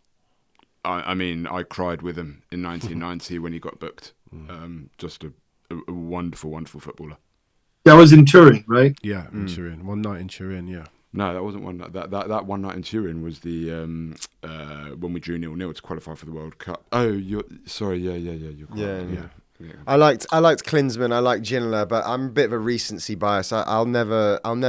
Harry Kane will always be, I think, my favourite Tottenham player. Just the goals. He was lovely. I have to say, he was such a good sport when I interviewed him for Spurs TV, and I said to him, a lot of guys come up to me and they'd say, dude, you've got my dream job. I'm like, you're a striker for Spurs. You got my dream job. And, to be able to talk to him, and I said to him, Wayne Rooney famously just came out and said, Jack Whitehall made a whole joke about it because Wayne Rooney said he unwinds from playing footy by going home and playing FIFA. And Jack Whitehall said, that seems rather strange. That's like Tiger Woods finishing a game and going home playing video golf, or a Scouser playing Grand Theft Auto. So I said, I'm here for that. For you, so my question to Harry Kane, and poor Tony Stevens, who I love dearly, who works, in PR communications for Spurs, he was behind the camera like this, because I said, for you, do you go home and play more football? Or I said, to you, is it like, the gynecologist's wife who tries to seduce him after work, and he's like, honey, if I see one more. Harry was like, I don't think I've ever had an interview like this in my life. That's very good. You should do comedy. But he said, that was, the irony was, I said to him, so you scored a hat trick at White Hart Lane. How do you celebrate? And for me, I'm thinking I'm going to be like, I don't know. I'm going to be a little bit, get my, what's his name? God, drawing a blank. The Jamie Tart inspiration. Jack. Jack what's his name? Grealish. Jack Grealish. Yeah, I thought he would go full Jack Jamie Grealish, Bender, cavalcade of love. And he said, I just got 2 puppies. And I was like, oh, shit. I said, what are their names? And he said, Brady. And I said, because he's a big fan of Tom Brady. He said, and Wilson.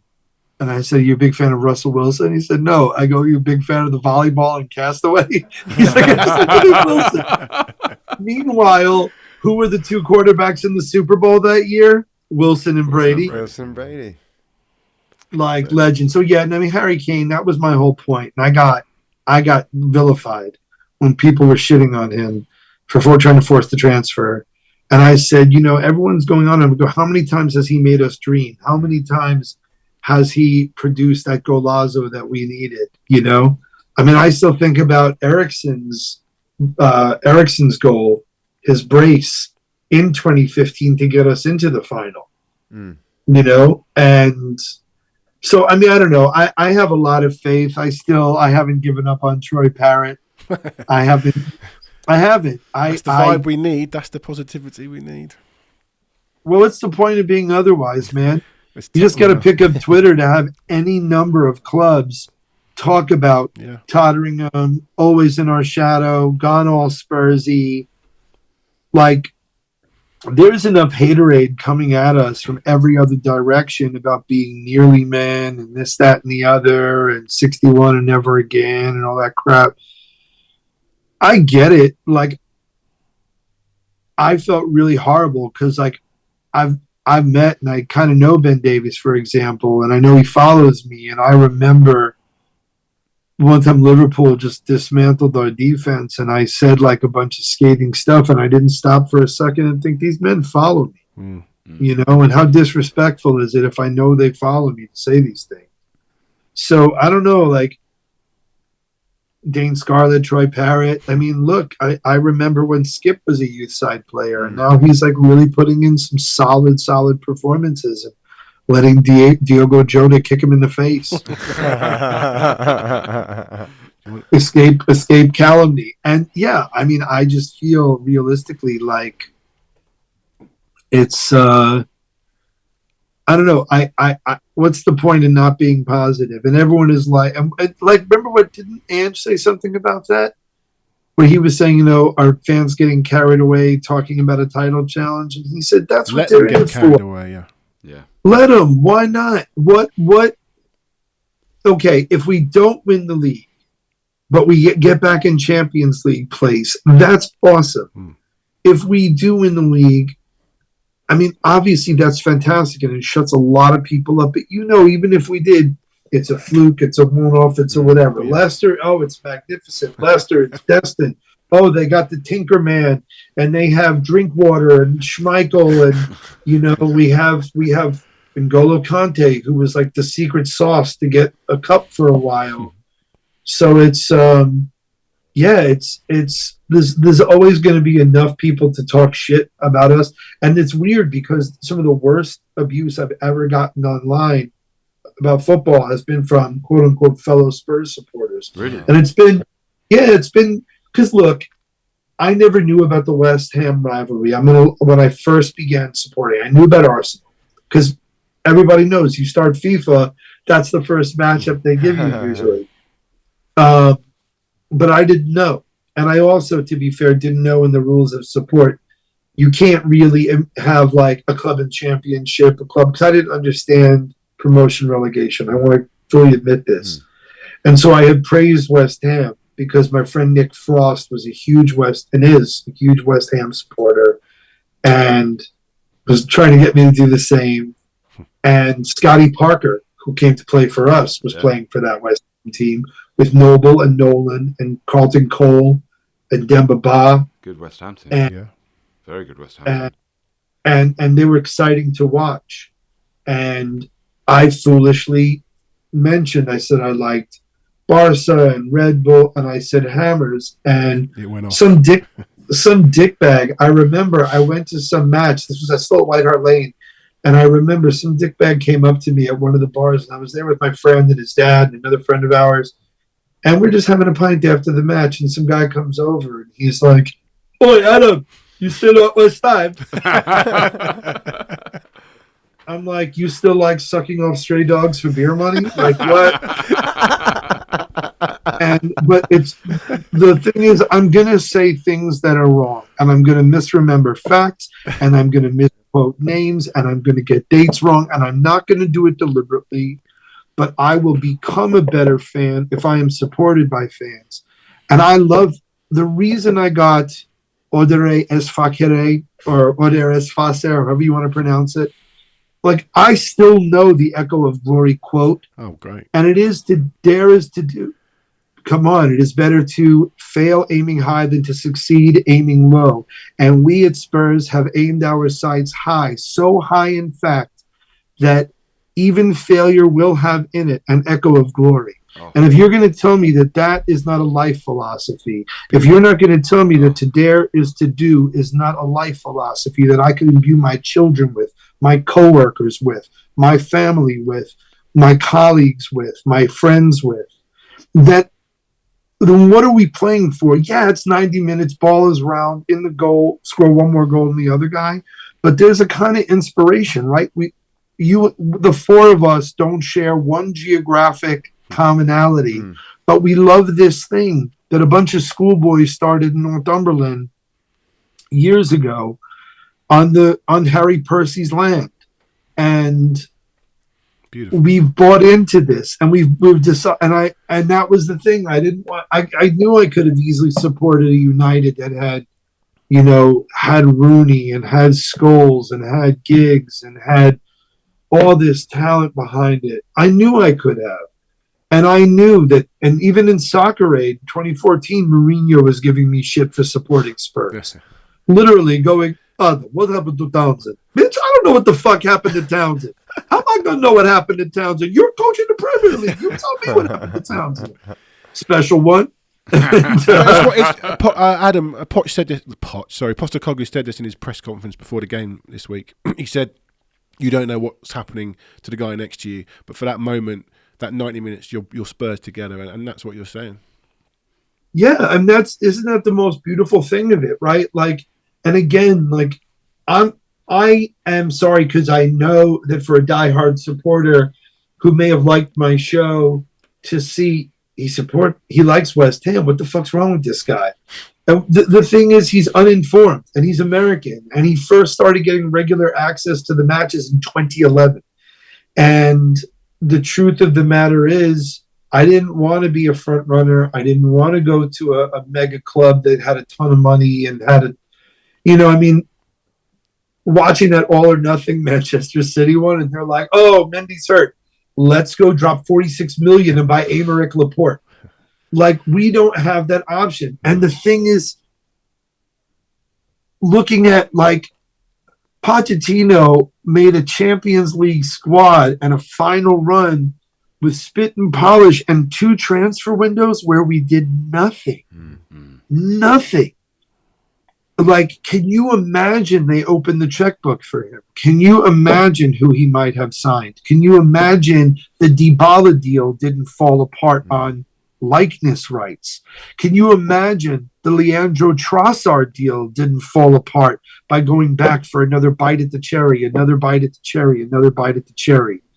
And I just think that there is, everybody must have been frustrated watching that All or Nothing with Spurs, and watching Danny Rose have it out in the room with Mourinho, and learning that it's just the dark arts of going, okay, Shevchenko's on a yellow, so Harry Winks, if he touches you, fall, so he'll get booked, right? That's kind of what he did. Am I wrong? No, he goes, Zinchenko is on the yellow card. He is on the yellow card.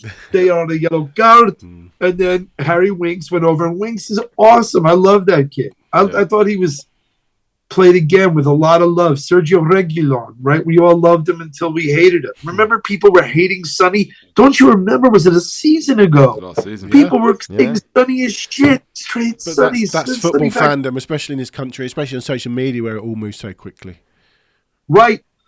And so that's all. Like, I know that because I don't do that, I remember because I said that Harry Kane has made us dream and has lifted us and has done really amazing things, and I got messages like your knowledge is shit tier, you daft yank, and it was one thing after another. And again, I don't know all the rules. I still get confused about passive offsides. So do we. A passive offside? Yeah, we don't understand the rule either. They keep changing it. Is there an aggressive offside?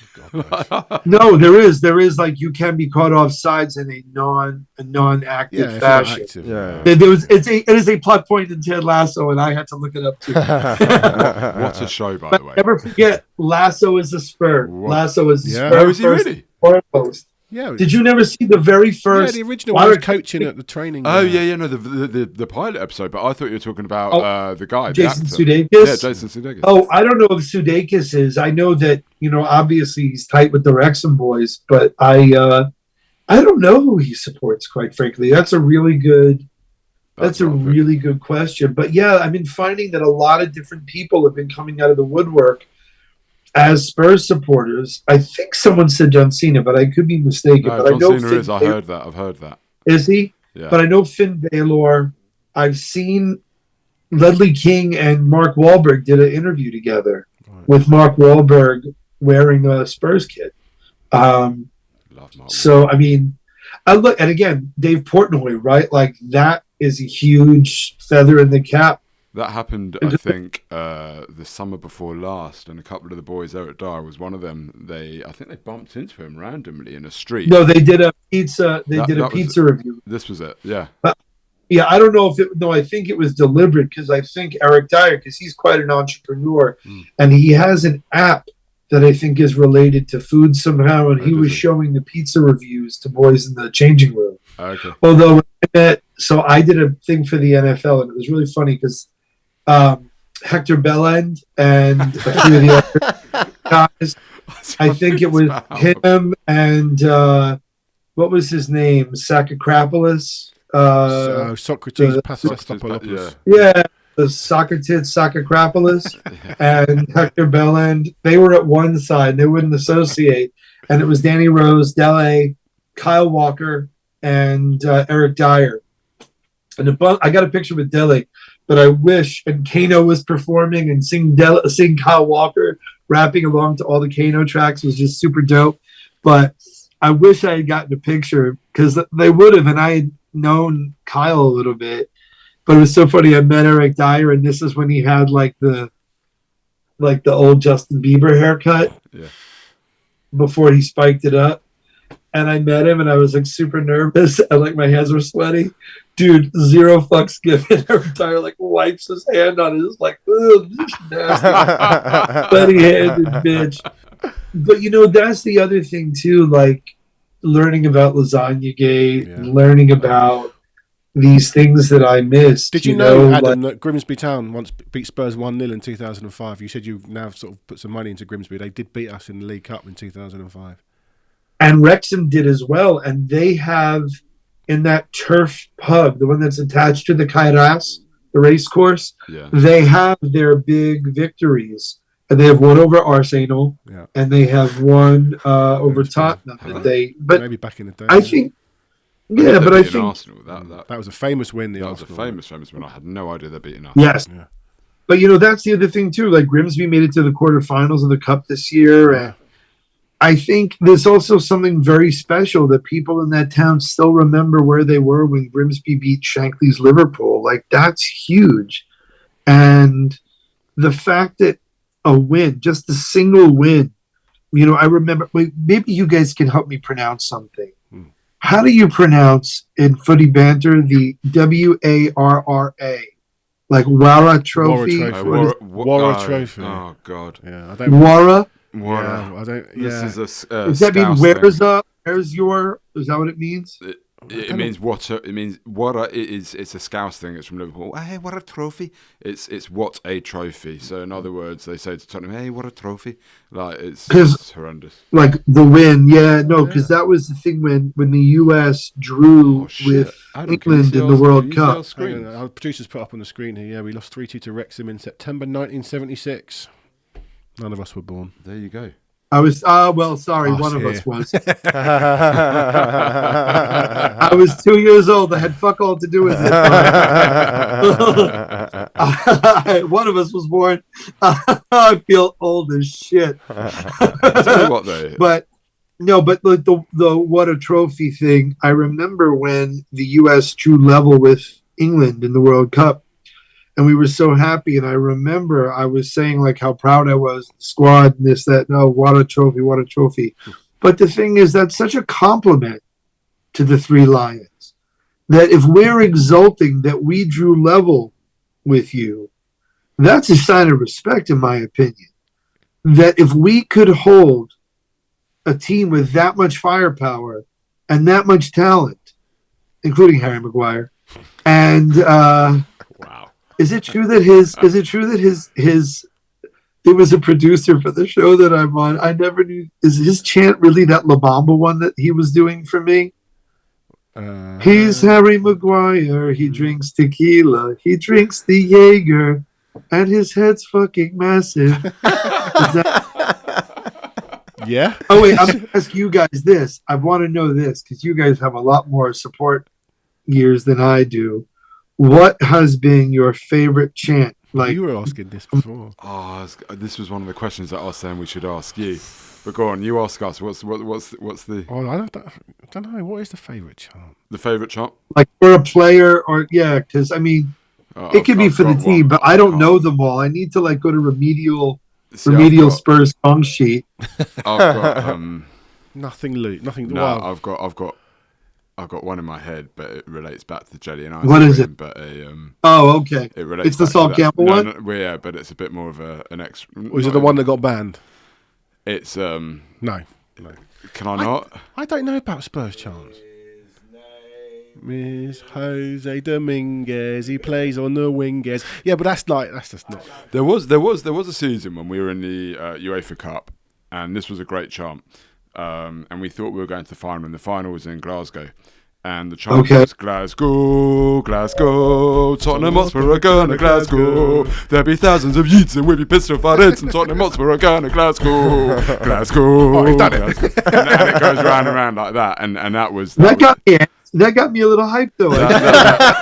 But Adam, when there was like 40,000 Spurs fans at White Hart Lane, like swinging their tops around their heads, singing that, and we genuinely believed that we were going to Glasgow that season. I know what chant really pissed me off last season was the United fans singing to Harry Kane. We'll see you in June. See you in June. Harry Kane, we'll see you in June. Well, he was never coming to you, was he? But then there was the Champions League, and there was all. I've gone blank on how it was now. It was like the Liverpool chant. But what about player-based chants? Like, there's one because, for example, I always felt for Danny Rose. So that's from the song. My friend had to enlighten me that's from the song "Daddy Cool." Yeah, which Danny never Rose, broke through it. Danny Rose, Danny Rose. Yeah, that's how. Yeah. This has a melody when you sing it. It sounded like the whole stadium was coming off of Thorazine. And all I could ever hear was. You must have liked your favourite player was Ericsson. You must have liked his chant, which was Ericsson, he's our number 23. Ericsson, he's a yid like you and me. To the left, to the right, he's our midfield dynamite. When he plays in lily white, he makes us all look shy. Ericsson. There you go.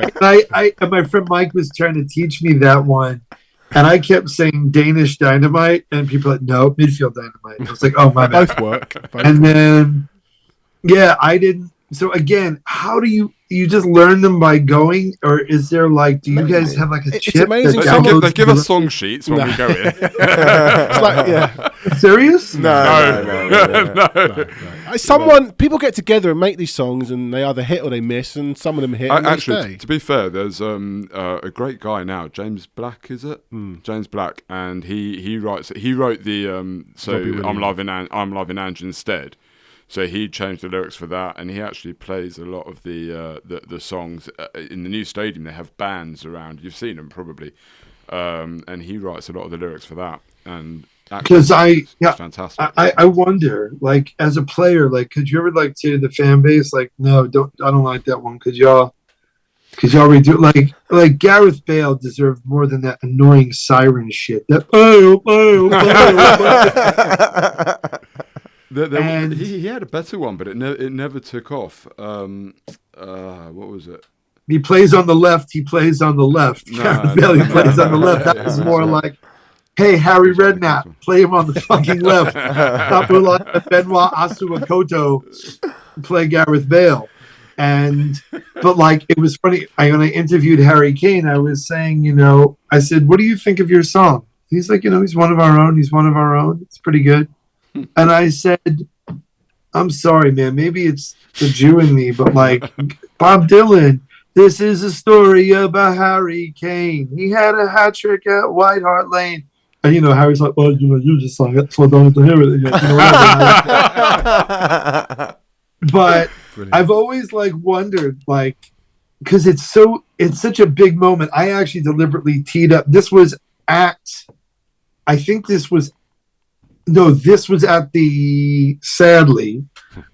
the game. So I left when it was 2-0. By the time I walked back to the guy that I had hired, that the network had given me as a driver, who I love, my buddy Kev, it was 4-2. Which game's it? It was the Old Man Demba, or was it 4-0? 4-0. 4-0, yeah. Old Man Demba. But I had gotten recognized, and a few rows sang this, and all of a sudden the whole away end went, wait 1 second, here you go, I'll back it up. I'll raise the volume so you could hear it on Jan Podcast.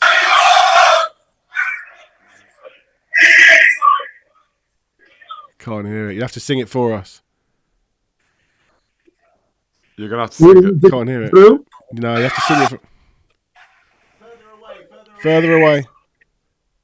No, you'll have to sing it for us, Adam. Oh, he eats what he wants. He eats what he wants. Adam Richmond. He eats I mean, again, if I were playing, I would hope that they would have done something with like No Sleep Till Brooklyn. Or like, because my luck, it would be that same Fiddler on the Roof joke I've gotten, like, his name is Adam Richmond. I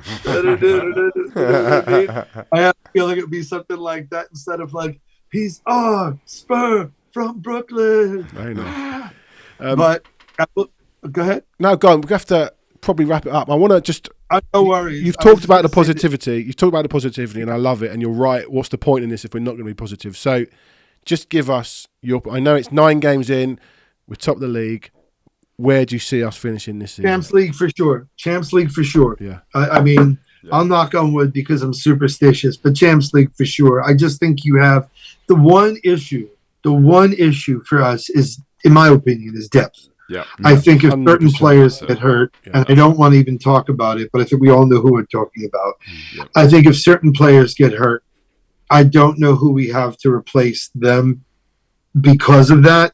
And I hope the January window is an opportunity to galvanize the center of the park. Yeah. Like, can you imagine we had Betancourt right now? Like, do you know what I mean? I just think, but I think Champs League for sure. I think we will absolutely make it tough for the big money clubs that are getting money from the Middle East and from the Fenway family, or from the Bowley family. But if nothing else, I think that we've already put the Prem on notice. This is the best start we've had in decades, and I think that's not an accident. And I don't know, there's a sense of joy. And I will say this, New York Spurs did have some of the best. We literally would start going, we're the kids in America. Whoa, we're the kids. And Jan Vertonghen, they did to Bob Marley jamming. There we go, Vertonghen, Vertonghen, Vertonghen. I like Vertonghen, do you? Vertonghen. Literally, nice. the whole bar going, Vertonghen, Vertonghen. But no, I'm honored. And the thing is to know that you guys who have so much time and so much history supporting this club, think me worthy of being on this show and think me worthy of being part of the fan base that you have dedicated so much of your lives to is such an honor to me, because I know as much as I, will read about John White and read about Garth Crooks and read about Mabbott and read about, Hoddle and Waddle and learn all the lyrics to Diamond Lights and all these things, that at the end of the day, I know I have a lot to learn. And the fact that you guys welcome me in to share what little I know and to learn more from you is just such an honor and such a tremendous opportunity. And I'm so grateful. And to every fan, for every cab driver like today that said to me, "You're going to the match tonight," that they know I'm a Spurs supporter. It's being connected to something so much larger than myself that goes back so long. So, I said this before, I'll say it again. I'll follow every supporters group and every podcast on Twitter that I can. And as long as you'll have me, my blood will always run lily white, and I will always remain taut until I die. And thank you truly for taking your time tonight. And wherever this season leads us, to have been there in the dark times makes these times so much sweeter. So I hope everyone stays positive and shows the boys some love, even when they shit the bed. Adam, it's been really genuinely brilliant to share these moments with you, and we can feel your passion, and we'll have you on again. And next time you're in London, you can come and sit here in our studio, and we can talk about it, or have a few beers, have a few burgers. Chat run down before the show tonight. Get some hot wings in. I don't know. I would love to. I took a picture next to Potch, and I was a little puffier than I am now. And people are like, "Oh, that's what happened to Angeball. Richmond ate him." Which even I, in spite of myself, I'm like, you know what? That's not bad. That's not. When someone called me Fat David Villa, I was like, I'll take it. I'll take. I've gotten Chubby Javi and Javi. I was like, you know what? I'll take that too. That's not bad.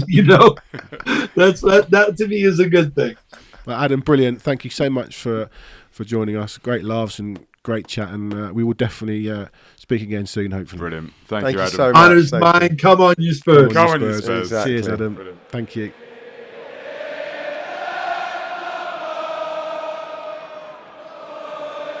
That was great.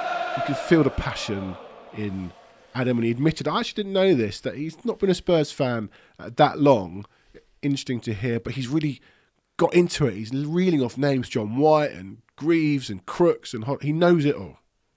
It's amazing, isn't it? Like, I had no appreciation of the fact that American fans just didn't have access to the Premier League until, 2011, I think he said.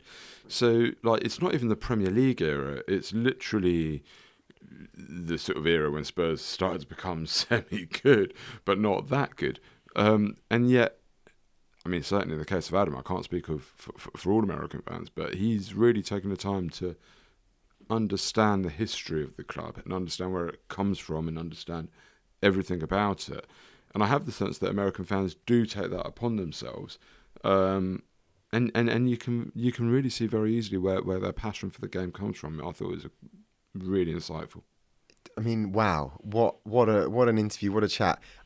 Unashamed in the fact that he's only been a Tottenham fan for the last 10 years or so, but also, as you said, the effort and lengths he's gone to learn and educate himself on the rest of it, because he wants to know all about everything he's missed. It's just, that's just mind blowing. The two things that caught me were within seconds of the interview, the Aldere Fakeli tattoo. Go on, lad. Straight, what a guy. And then his appreciation of an echo of glory. Reeling and off the whole quote. Understanding what it means to Tottenham and understanding not just what it means to Tottenham, but what it means in life. It genuinely sent a shiver down my spine. Genuinely, when he talked about that. Not just reeling off the quote, but like you said, getting deep down into what it means. Yeah, it's just phenomenal. And that somebody can relate like that, having come into it late, because we're all born into it. I don't think we appreciate it like we were born into it. I don't have a passion in my life that I grew to love. And he can leave, because of that you feel, he can leave at any time. But he's never going to. No, It's he's in not. him now. No, but exactly, you can. I sort of support baseball teams and NFL teams, but I can leave when I want. I don't really care. But this guy's got so into it. He's one of us now. We say this every week. He can come again, but he can definitely come again. And it feels like he said he's in London and he may have made the game today, but he couldn't quite make it. And he's proud to tell people as a Spurs fan. He's having banter with this girl in the restaurant or the cafe, and a cab driver. He's talking. He's so Spurs. He's so Spurs. So Spurs. What's that? I heard you say another great guest on an Echo of Glory. What's another great guest on an Echo of Glory? That's what we do. Yeah. So 3 days to Palace. Quick prediction, please. 2-0 Tottenham. Tough game. Really tough game. And I can only hear, well, Palace, man. That's what, it just drives me mad. And on a Friday night, and they're going to be beard up. And I don't know. It's a tough game. Really tough game. I think we'll win. I hope Basuma doesn't pick up a booking because that'll put him out of Chelsea. Yeah. I think we'll win. I'm going to go 2-1, but very nervy. Well, we should score 2 because we scored 2 in every game apart from Luton. I say this every week. And Palace don't score many goals. So I'm just going to go 1-1. Oh. I know. And you know who's going to score for us? My mate Richie. Back post header. 1-1. Yeah. Shame on you. I know. Well, keeps us unbeaten, right? No, we've got to take 3 points. Okay. We've got Newcastle and Villa and Chelsea coming up. We've actually got to take 3 points out of this. And well, we might. We will be back next week. Gentlemen, thank you for staying so late. We will see you next week. And up the Spurs.